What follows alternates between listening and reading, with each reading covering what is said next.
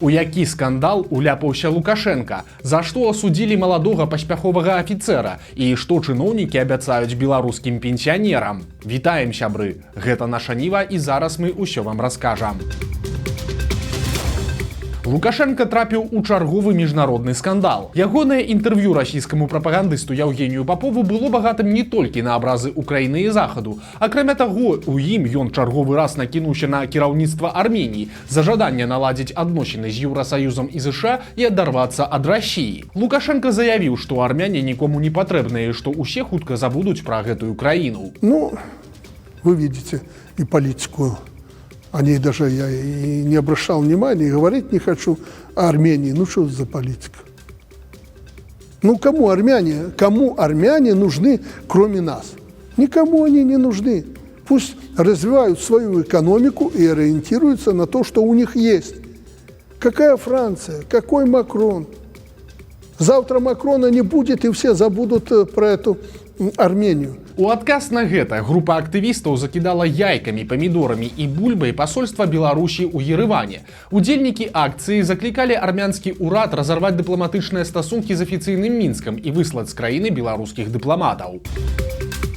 Новыя праблемы з'явіліся ў былога мэра Брэста. Аляксандр Рагачук сышоў з пасады кіраўніка абласнога аб'яднання прафсаюзаў. На гэтым месцы 59-гадовы чыноўнік пратрымаўся менш за 1,5 года, пасля таго, як Лукашенко зняў яго з крэсла старшыні брэсцкага гарвыканкама. У паведамленні прафсаюзаў Брэшчыны гаворыцца, што Рагачук напісаў заяву аб звальненні па апагадненні бакоў, якую вельмі хутка ўзгаднілі. Імаверна, гэта працяг карупцыйнай гісторыі, якая цягнецца ўжо каторы месяц. Вясной мы расказвалі пра тое, што да чыноўніка былі пытанні з боку сілавікоў. Некаторыя СМІ нават паведамлялі пра затрыманне Рагачука, але калі гэта і сапраўды мела месца, то за кратамі ён прабыў зусім нядоўга. Праблемы былога мэра былі звязаныя з затрыманнем высокапастаўленых брэсцкіх чыноўнікаў, намесніка старшыні аблвыканкама Валянціна Зайчука і кіраўніка брэсцкай кацельнай гаспадаркі Юрыя Аверчука. Абодвух злавілі на хабары, за што на нарадзе ўрада Лукашенко распякаў губернатара рэгіёна Юрыя Шулейку і пагражаў таго разам з іншымі чыноўнікамі паставіць да сцяны. Так а вы что, этого не видите?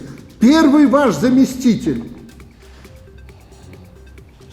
ухваленного председателя облсполкома.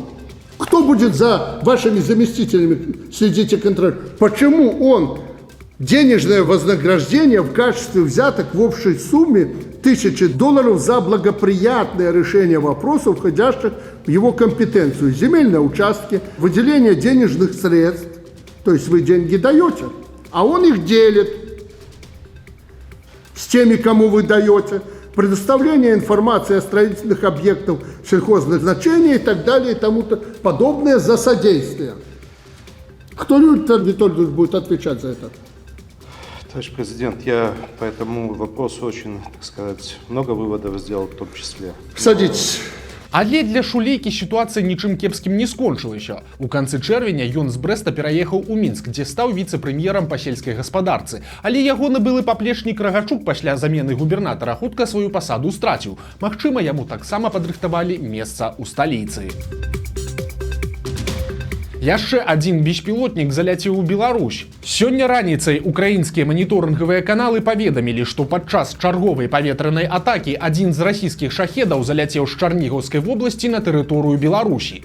Па інфармацыі тэлеграм-канала «Беларускі гаюн», дрон працягнуў свой рух на захад уздоўж беларуска-украінскай граніцы, і ягоны далейшы лёс невядомы. З упэўненасцю можна сказаць, што ні беларускія ўлады, ні прапаганда не адрэагавалі на чарговае парушэнне паветранай прасторы расійскім баявым беспілотнікам. У адрозненні ад сітуацыі, што мела месца з нібыта украінскім беспілотнікам 2 тыдні таму. Цяпер жа і Лукашенко, і яго паплечнікі проста прамаўчалі і зрабілі выгляд, што нічога не адбылося. Асудзілі маладога узорнага афіцэра. Быў вынесены прысуд намесніку начальніка службы судовых прыставаў Мінскай вобласці Аляксандру Рыбакову. Мужчына лічыўся прыкладам законнасці і быў на дошцы гонару, але зладзіў са свайго становішча асабісты бізнес, падрабязнасці якога расказаў партал «Зеркала». Маёр юстыцыі Рыбакоў пабудаваў імклівую кар'еру ў сістэме прымусовага выканання, а гэтае ведамства сочыць за тым, каб выконваліся судовыя рашэнні. Пераважна гэта тычыцца матэрыяльнага боку. Прыставы адпісваюць і пры патрэбе канфіскуюць маёмасць, накладаюць штрафы і блакуюць рахункі даўжнікоў. У 2021 годзе Рыбакоў, якому яшчэ не было і 30 гадоў, стаў начальнікам аддзела арганізацыі і кантроля прымусовага выканання ў галоўным управленні юстыцыі Мінаблвыканкама, то бок стаў другім ці трэцім чалавекам у сваёй сістэме на цэлы рэгіён. У яго была добрая рэпутацыя і вялікія перспектывы, але гэтага чыноўніку было мала. У 2020 годзе Рыбакоў заснаваў свой уласны бізнес, які аформіў на маці і сяброўку, і каб справы пайшлі, пачаў выкарыстоўваць базы даных, да якіх меў доступ на службе. Ён знайшоў патрэбныя яму будынкі ў Смалявіцкім раёне, якія належалі арганізацыі з вялікімі фінансавымі праблемамі.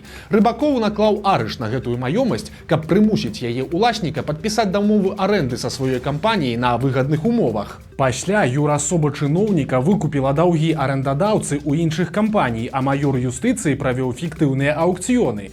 Гэта дазволіла забраць маёмасць у якасці доўга. І гэта быў не адзінкавы выпадак. Акрамя таго, следства высветліла, што Рыбакоў дапамагаў свайму сябру за капейкі купляць канфіскаваную офісную тэхніку і перадаваў таму канфідэнцыйныя звесткі. Вядома, што чыноўніка перад затрыманнем праслухоўвалі больш за год. Затрымалі Рыбакова ў канцы сакавіка, калі назбіралася дастаткова доказаў ягонай віны. Супраць мужчыны завялі крымінальную справу па 2 артыкулах: незаконная прадпрымальніцкая дзейнасць і злоўжыванне ўладай. Маёра юстыцыі прызналі вінаватым па абодвух і асудзілі да 3,5 гадоў калоніі. Акрамя таго, Рыбакоў атрымаў штраф у памеры 16 000 рублёў.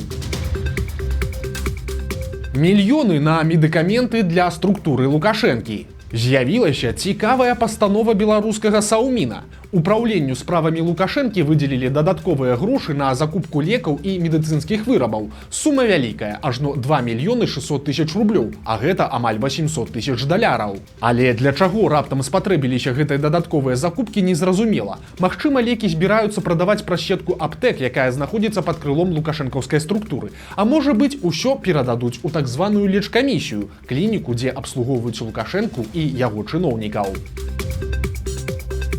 У Пружанскім раёне здарылася жудаснае ДТЗ. Сёння раніцай ва ўмовах тумана грузавік «Мерседес» пры выездзе з другараднай дарогі не прапусціў пасажырскі аўтобус МАЗ, у якім ехалі 12 чалавек.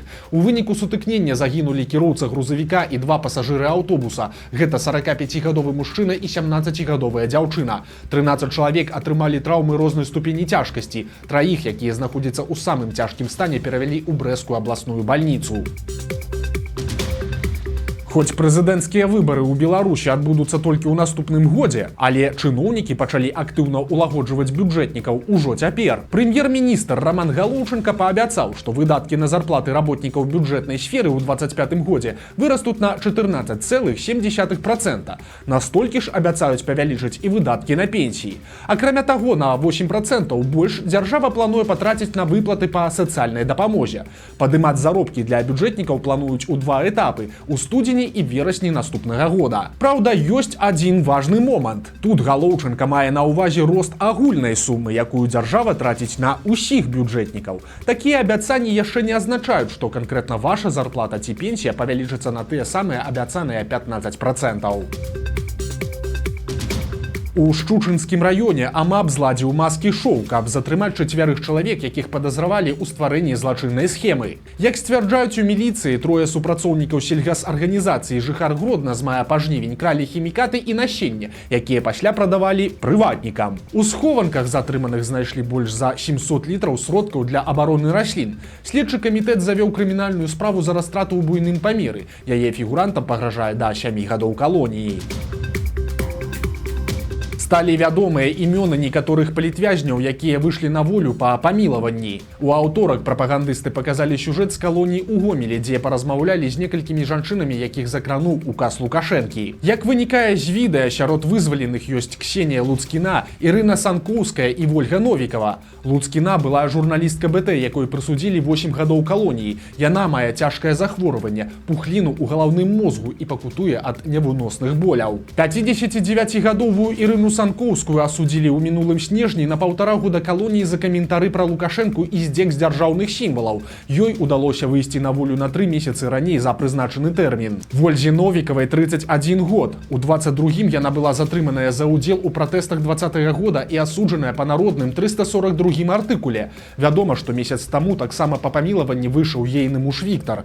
Новікавы правялі за кратамі больш чым 2 гады. Лукашэнкаўскі указ іх закрануў непасрэдна перад вызваленнем. Акрамя таго, прапагандысты паказалі яшчэ 2 жанчын, якія адмовіліся гаварыць на камеру. Гэта 64-гадовая Вольга Страбоўская і 63-гадовая Алла Зуева. Адметна, што Страбоўскай, якую асудзілі на год і 3 месяцы за абразы прадстаўніка ўлады і Лукашэнкі, заставалася правесці за кратамі ўсяго тыдзень, а Зуева мела сядзець дольш, яшчэ цэлы год. Акрамя таго, праваабаронцы вясны паведамілі пра вызваленне аднаго з найстарэйшых палітвязняў, 74-гадовага прафсаюзнага лідара Васіля Берашнёва. Пажылы мужчына адбываў дзікі тэрмін у 9 гадоў узмоцненага рэжыму. Яшчэ падчас знаходжання ў СІЗА ў Берашнёва значна пагоршыўся стан здароўя.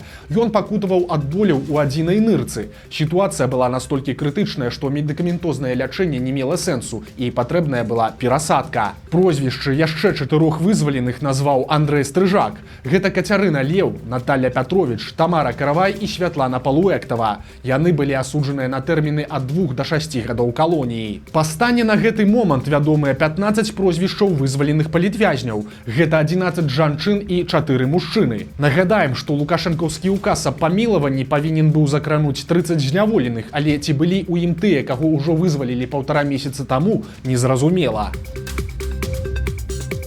Магутная залева ледзь не змыла вёску пад Гроднам. Вечарам аўторка па заходняй частцы Беларусі пракацілася непагадзь. Моцны дождж размыў дарогі і падтапіў некалькі вёсак у Гродзенскім і Бераставіцкім раёнах. Акрамя таго, з берагоў выйшла рака Лашанка, якая разбурыла мост у раёне вёскі Кунцаўшчына. Цяпер па ім немагчыма праехаць. Вёску Баранава ў прамым сэнсе ледзь не змыла дажджом. Праз залеву ўтварыўся магутны паток вады, які змятаў усё на сваім шляху. Многія дамы сур'ёзна падтапіла, а ўнутры абстаноўка нагадывала наступствы землятрусу. У Мінску прадаюць асабняк за рэкордныя грошы. Дом плошчай амаль 500 квадратных метраў знаходзіцца не ў Драздах, а ў закрытым пасёлку на вуліцы Кальцова, які побач з Цнянскім вадасховішчам. За шыкоўны будынак просяць $4,5 мільёны. На сёння гэта самы дарагі аб'ект нерухомасці, які прадаецца ў Беларусі. У аб'яве гаворыцца, што за такія грошы прадаецца не асабняк, а статуснасць і адчуванні. На першым паверсе ў ім знаходзяцца хол, гасцёўня і кухня, на другім кабінеты спальні. Таксама ў доме ёсць вялікая зона адпачынку з саунай і більярдам, а ў дадатак да ўсяго ідуць 20 сотак зямлі. Вось такія навіны серады. Падпісывайцеся на канал, стаўце лайкі альбо дызлайкі і выказвайце заўвагі ў каментарах. І, канешне, чытайце нашу Ніву, глядзіце нашу Ніву і любіце Беларусь. Сустрэнемся заўтра.